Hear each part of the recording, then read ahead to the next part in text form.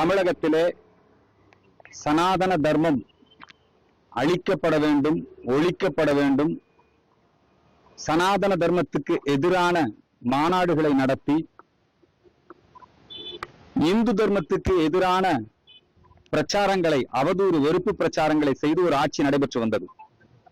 அந்த இந்து விரோத ஆட்சி அகற்றப்பட வேண்டும், தோற்கடிக்கப்பட வேண்டும். அந்த பிரார்த்தனையை நாங்கள் இங்கே எங்களுடைய குரு பீடத்திலே சமர்ப்பித்திருந்தோம்.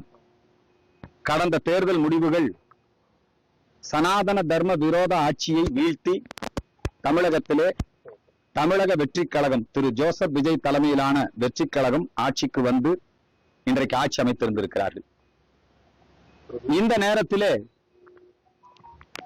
தமிழக சட்டசபையிலே பேசிய எதிர்க்கட்சி தலைவர் ஏற்கனவே இந்துக்களுக்கு விரோதமாக நடந்து கொண்ட காரணத்தினால்தான், குறிப்பாக சனாதன தர்மத்தை கொசு, டெங்கு, மலேரியா என்று விமர்சித்த காரணத்தினால்தான் அப்பொழுது நடைபெற்ற 5 மாநில இடைத்தேர்தல்களிலே இந்தி கூட்டணி, திமுக இடம்பெற்றிருந்த கூட்டணி தோல்வியடைந்தது.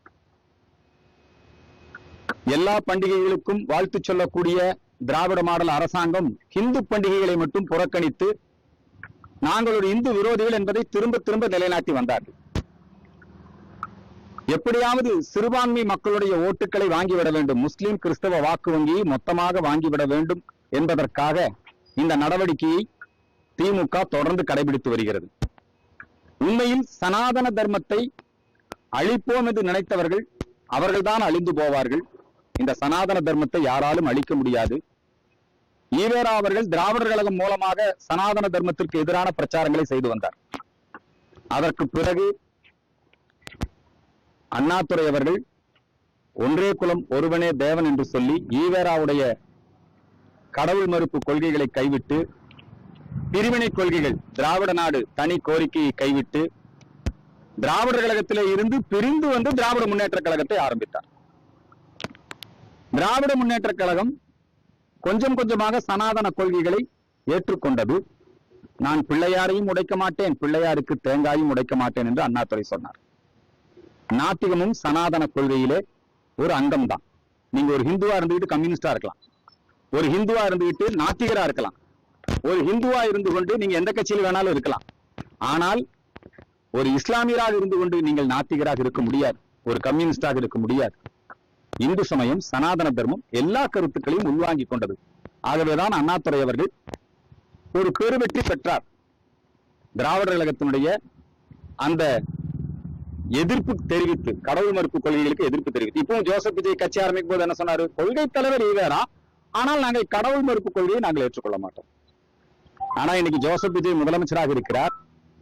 அந்த அவர் முதலமைச்சராக இருக்கிற பொழுது எதிர்க்கட்சி தலைவர் பேசுகிற பொழுது இது மாதிரி கிறிஸ்தவத்தை ஒழிப்போம், இஸ்லாத்தை ஒழிப்போம்னு பேச முடியுமா?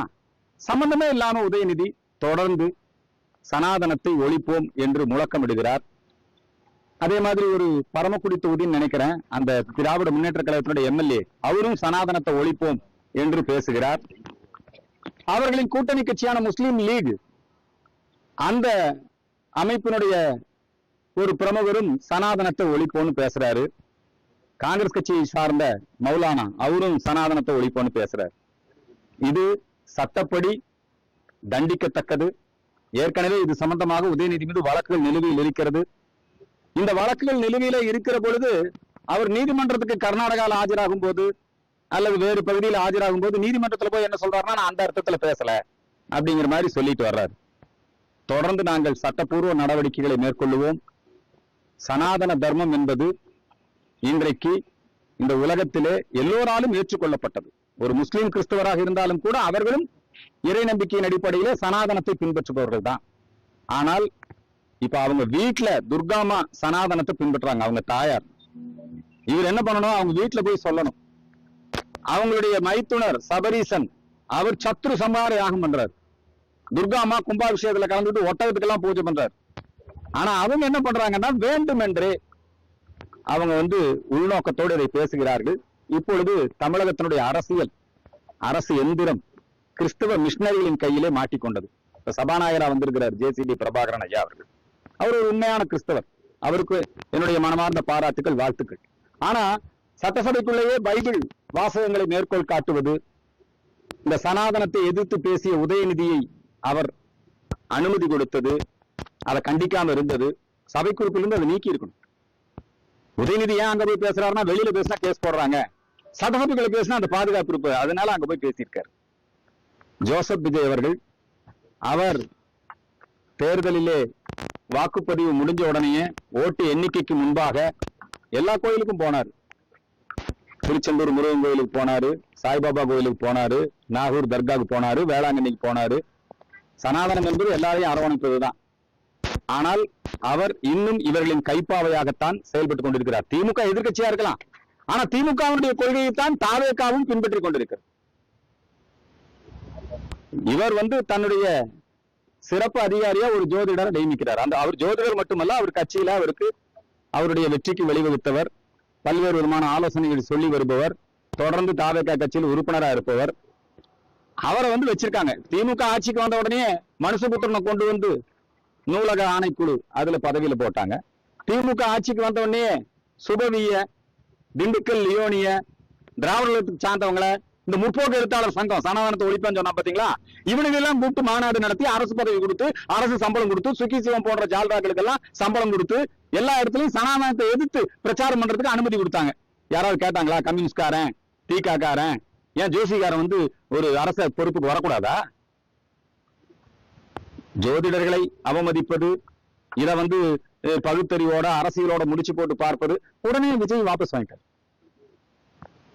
இப்ப விஜய் தனியா இயங்க முடியாது போல் இருக்கு.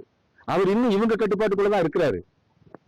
மத்திய அரசாங்கத்தினுடைய PM-3 கல்வி திட்டம், அந்த கல்வி திட்டம் தமிழகத்திற்கு மிகப்பெரிய அளவிலே தமிழக மாணவர்களுக்கு, தமிழகத்தினுடைய கல்வி தரத்திற்கு நிறைய நன்மை செய்யக்கூடியது. அதுல PM-3 திட்டத்தை ஏத்துக்கணும். ஏன்னா கடந்த கால நீங்க திமுக தானே ஜெயிச்சீங்க. கடந்த கால தீய சக்தி திமுக அவர்களுடைய கொள்கைகளை அவர்கள் பாடத்திட்டங்கள் மூலமாக திணித்தார்கள். எங்க பார்த்தாலும் கருணாநிதிக்கு செலவச்சாங்க, எங்க பார்த்தாலும் அவங்க அவங்க கட்சியினுடைய புகழ் பாடக்கூடிய புத்தக கண்காட்சியை நடத்தினாங்க. இப்போ விஜயும் அதே விஷயத்துக்கு தான் பலியாகிறார். அதே மாதிரி மத்திய அரசு எதிர்ப்பு. முதல் நாள் பாத்தீங்கன்னா மத்திய அரசு வந்தே மாதரம் பாடல்லாம் இருந்தது. மறுநாள் இந்த வீரமணி போய் பார்த்துட்டு வந்த உடனே மறுநாள் பாத்தீங்கன்னா மத்திய அரசு அதுக்கப்புறம் அந்த வந்தே மாதரம் பாடல் இது விஷயத்துல எல்லாம் பின்வாங்குறாரு. ஜோதிடர் விஷயத்துல பின்வாங்கினாங்க, வந்தே மாதரம் பாடல் விஷயத்துல பின்வாங்குறாங்க. அதனால இவங்க இன்னும் இந்த உதயநிதி அல்லது திராவிட முன்னேற்ற கழகம், அந்த கூட்டணி கட்சிகள், ஏற்கனவே திமுக ஜோசப் விஜயால் தோற்கடிக்கப்பட்டதுதான் காங்கிரஸ், திமுக கூட்டணி. ஜோசப் விஜயால் தோற்கடிக்கப்பட்டவர்கள் தான் திருமாவளவன், கம்யூனிஸ்டுகள், இவங்க எல்லாரும். ஆனா இவர் தன்னுடைய ஆட்சியின் பெரும்பான்மையை நிரூபிப்பதற்காக இன்னைக்கு அவங்களை எல்லாம் அனுசரிச்சு போறாரு. அனுசரிச்சு போங்க, தப்பு இல்லை. ஆனால் நீங்கள் அவர்களுடைய கொள்கையிலே திராவிட மாடல் 2.0 நீங்க செயல்படுவது என்பது மக்கள் உங்களுக்கு அதுக்காக வாக்களிக்கல. பைபிள் விஷயத்துல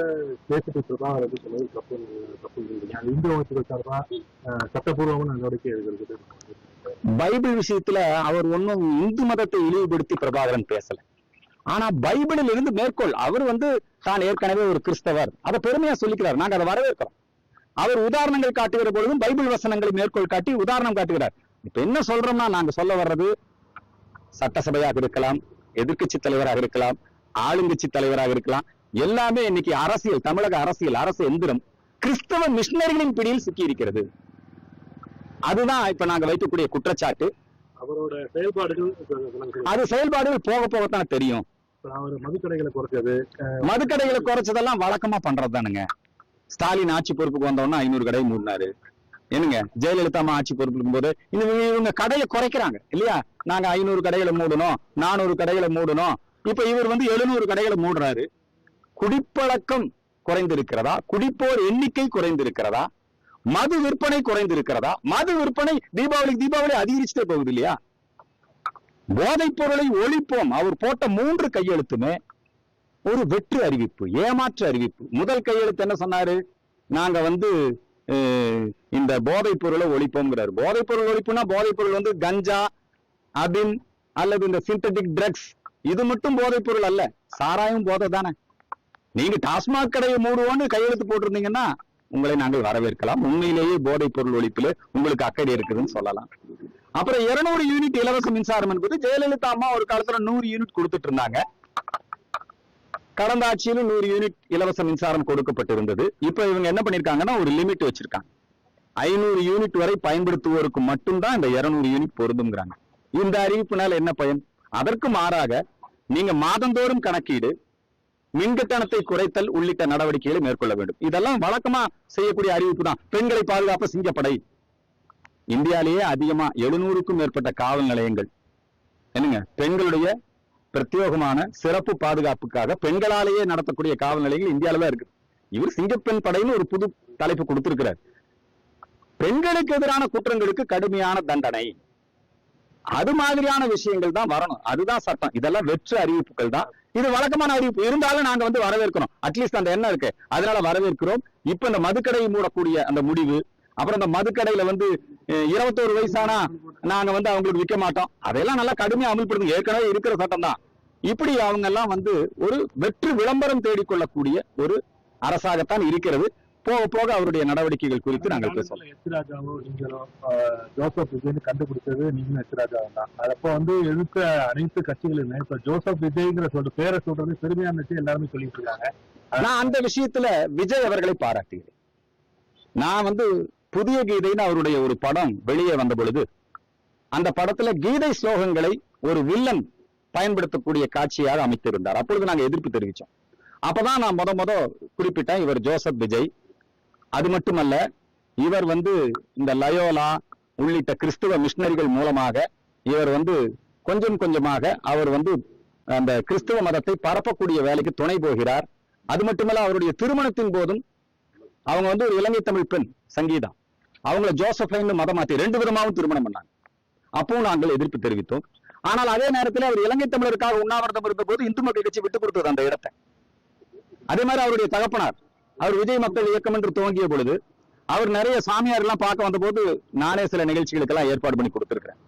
ஆனால் அவர் மெர்சல் படத்திலும், இப்ப மெர்சல் படத்துல வந்து வேட்டியின் பெருமை பத்தி பயங்கரமா பேசுறாரு. ஆனா இப்ப இங்க வரும்போது கருப்பு கோட்டு போட்டு வர்றாரு. சோ இதெல்லாம் ஒவ்வொன்றையும் நம்ம பார்த்து அந்தந்த நேரத்துல நம்ம இந்து மக்கள் மத்தியில விழிப்புணர்வு ஏற்படுத்த வேண்டும். உண்மையில் எங்களுடைய மக்கள் 80% பெரும்பான்மையாக இருக்கக்கூடிய இந்து மக்கள் இன்னைக்கு அவருக்கு வாக்களிச்சிருக்கிறாங்க, அவருடைய ரசிகர்களாக இருக்கிறாங்க. நாங்கெல்லாம் ரொம்ப தவறா கணிச்சிட்டோம், இவர் ஒன்றும் பெரிய தாக்கத்தை ஏற்படுத்த முடியாது என்று சொல்லி நாங்க அப்படிதான் நினைச்சோம். ஆனால் இன்றைக்கு மக்கள் அவரை ஆதரித்திருக்கிறார்கள். அவருடைய வெற்றியை நாங்கள் மதிக்கிறோம். மக்கள் தீர்ப்பை தலைவணங்கி ஏற்றுக்கொள்கிறோம். இந்த மக்களுடைய நம்பிக்கைக்கு தகுந்தபடி அவர் நடந்து கொள்ள வேண்டும். எதிர்க்கட்சி தலைவர் நேற்று பேசும்போது புஷ்பா மாடல்னாரு உதயநிதி ஸ்டாலின். புஷ்பா மாடலை முத அறிமுகப்படுத்தினதே உதயநிதி ஸ்டாலின் தான். கம்யூனிஸ்ட் கட்சிக்கு 25 கோடி ரூபாய் கொடுத்து வாங்கினது யாரு? கம்யூனிஸ்ட் கட்சிக்கு அல்லது விடுதலை சிறுத்தைகளுக்கு அல்லது அவரை ஆதரிக்கக்கூடிய பல கட்சிகளை இது மாதிரி சோபா கொடுத்து வாங்கல, நேரடியா கணக்கிலேயே கொடுத்து விலைக்கு வாங்கின வரலாறு தான் திமுகவுடைய வரலாறு. காட்ட வேண்டியதை காட்டி, சார் ஏடிஎம்கே இருக்கட்டுங்க, இப்ப சோபால வந்துங்க பணம் போச்சுங்கிறாரு உதயநிதியோட குற்றச்சாட்டு அதானே. யார் யார் வீட்டுக்கு போச்சு? ஏடிஎம்கே காரன் வீட்டுக்கு சோபா போனது மட்டும் தான் தெரியுமா? ஏன் திருமாவளவன் அலுவலகத்துக்கு சோபா போச்சு? அப்ப யார் மேல நீங்க குற்றம் சாட்டுறீங்க? திருமாவளவன் கிட்ட கேட்டா சொல்லிட போறாரு சோபால என்ன இருக்குதுன்னு. உதயநிதி என்ன பேசுறாரு? இது புஷ்பா மாடல்ங்கிறார். புஷ்பா மாடல்னு சொல்ற யோகியதை உதயநிதி கிடையாது. உதயநிதிக்கு நம்முடைய அவர் வந்து மக்களால் தோற்கடிக்கப்பட்ட ஒரு தீய சக்தி. இன்னைக்கு மக்கள் வெற்றி வாய்ப்பை நம்முடைய ஜோசப் விஜய் அவர்களுக்கு கொடுத்திருக்கிறார்கள். நாம வந்து அவருடைய ஆட்சி ஒரு 100 நாட்கள் அவருக்கு வந்து நேரம் கொடுக்கணும். இந்த 100 நாட்கள்ல அவருடைய செயல்பாடுகள் எப்படி என்று பார்த்துத்தான் தொடர்ந்து விமர்சிப்போம். இப்பொழுது நாங்கள் உதயநிதி ஸ்டாலினுக்கு எங்களுடைய வன்மையான கண்டனத்தை தெரிவித்துக் கொள்கிறோம். ஏற்கனவே மக்கள் மன்றத்திலும் நீதிமன்றத்திலும் இந்த வழக்கு நிலுவையில் இருக்குது. நாங்க தொடர்ந்து சட்ட நடவடிக்கைகளை மேற்கொள்ளுவோம். சனாதனத்தை தொடர்ந்து இழிவுபடுத்தக்கூடிய தீய சக்தி திமுகவை மக்கள் ஏற்கனவே தோற்கடித்திருக்கிறார்கள். ஒட்டுமொத்தமாக தீய சக்தி திமுகவை வீழ்த்துகின்ற வரையிலும் எங்களுடைய பணி தொடரும் என்பதை தெரிவித்துக் கொள்கிறோம். நிச்சயமாக வருகின்ற ஞாயிற்றுக்கிழமை இந்து முன்னணி மட்டுமல்ல, இந்து மக்கள் கட்சி எல்லாரும் சேர்ந்துதான் இந்த சனாதன இந்து தர்மத்தை குறித்து இழிவுபடுத்திய உதயநிதியை கண்டித்து நாங்கள் மிகப்பெரிய எதிர்ப்பை ஜனநாயக வழியில நாங்கள் வெளிப்படுத்த இருக்கிறோம் என்பதை தெரிவித்துக் கொள்கிறோம்.